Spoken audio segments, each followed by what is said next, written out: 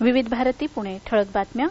विरोधी पक्षाच्या सदस्यांनी आजही संसदेच्या दोन्ही सदनात गदारोळ सुरू ठेवल्यानं कामकाज 12 वाजेपर्यंत तहकूब करण्यात आलं आहे. लोकसभेत सभापतींनी वारंवार विनंती करूनही विरोधी पक्ष सदस्यांनी गोंधळ सुरूच ठेवल्यानं सदनाचं कामकाज दुपारी 12 वाजेपर्यंत तहकूब करण्यात आलं. राज्यसभेतही आज सकाळपासून 3 वेळा कामकाज तहकूब करावं लागलं. राज्यात यंदाच्या गळीत हंगामात आतापर्यंत सुमारे 24 लाख टन साखरेचं उत्पादन झालं आहे. गेल्या वर्षीच्या तुलनेत या उत्पादनात 9 लाख टनांची घट झाली आहे. गेल्या वर्षी याच कालावधीत राज्यात सुमारे 33 लाख टन साखर तयार झाली होती. यंदाच्या संपूर्ण हंगामात तुटीचं हेच प्रमाण कायम राहील अशी शक्यता वर्तवण्यात येत आहे. अंगणवाडी सहाय्यक आणि सेविकांचे पगार 18,000वरून 26,000 रुपये करावा. अंगणवाडी सेविकांना सरकारी कर्मचारी घोषित करावं.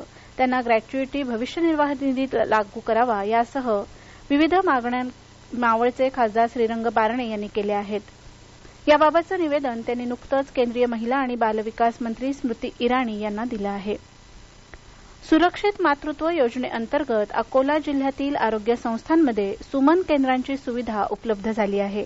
या माध्यमातून महिलांना गर्भधारणा, उपचार, प्रसूती पश्चात उपचार आणि बालकांचं लसीकरण अशा सर्व सुविधा एकाच छताखाली मोफत उपलब्ध झाल्या आहेत. अकोले तालुक्यातील निळवंडे धरणाच्या डाव्या कालव्यातून दुष्काळग्रस्त भागासाठी सध्या आवर्तन सुरू असून अनेक ठिकाणी गळतीमुळे शेतात पाणी जाऊन तालुक्यातील शेतकऱ्यांचं मोठ्या प्रमाणात नुकसान झालं आहे. हे आवर्तन तातडीनं बंद करावं आणि नुकसानग्रस्त शेतकऱ्यांना भरपाई द्यावी अशी मागणी करत काल आंदोलन करण्यात आलं. यावेळी माजी जिल्हा परिषद सदस्य सुनीता भांगरे यांच्या नेतृत्वाखाली कालवा फोडण्याचाही प्रयत्न झाला. जलसंपदा विभागाच्या अधिकाऱ्यांनी आंदोलनस्थळी भेट देत आंदोलकांशी चर्चा केली. या होत्या आतापर्यंतच्या ठळक बातम्या. यानंतरच्या ठळक बातम्या उद्या सकाळी 8 वाजता.